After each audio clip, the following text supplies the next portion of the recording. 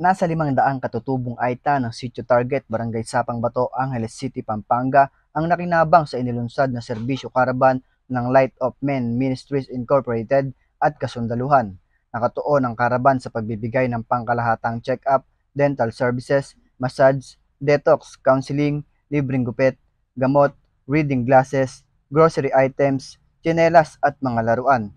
Katuwang ng Light of Men Ministries sa programa ang 70th Infantry Matapat at Matatag Batalyon, 2nd Company ng 7th Military Operation Battalion, CMO Regiment, Angeles City Health Office at Barangay Sapang Bato officials.